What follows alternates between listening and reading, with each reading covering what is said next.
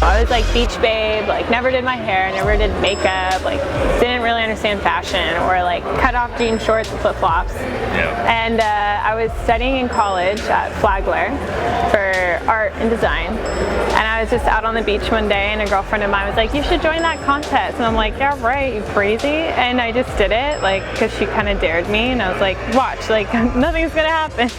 And I won first place. And then that just kind of led to modeling in Florida. I was signed in Orlando and Tampa doing funny things like modeling for Scrub, like apparel and stuff. And then I got signed in Miami and sent to Milan.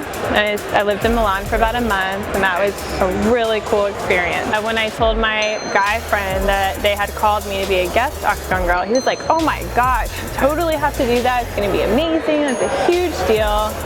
And yeah, he was right. I mean, I didn't realize how big of a thing it was. And like pretty much immediately after I came on with Strikeforce, I was super into it. I think my second fight I worked with Strikeforce was Ronda Rousey versus Misha Tate. And like I knew as soon as I saw her, I was like, oh my god, that girl's like my role model. And we, like me and the other Octagon girl, both loved her. And we watched her change history, which was so cool. You know, you start to realize like, wow, this is like a real sport. You know, it's technical. It's not easy. I took a couple, I took boxing classes, and actually my grandfather was a boxer. Really? So my mom was like, he'd be so excited if he was alive. He could go to the fights and see you. But yeah. That, and then I took like an MMA class once, and I learned that groundwork is not easy at all. It's so technical. So once you've tried it and you know how hard it is, you kind of have another respect for it too. I was kind of sad for a couple of days. It's hard because, I mean, when you're a big fan of one of them, it's, you know, and especially being from Strikeforce, it was kind of a little bit of like a family feeling, and then just looking up to her. I still do. For me, it doesn't change any way the way I feel about her at all. Yeah. As a fighter, as a woman, like nothing at all.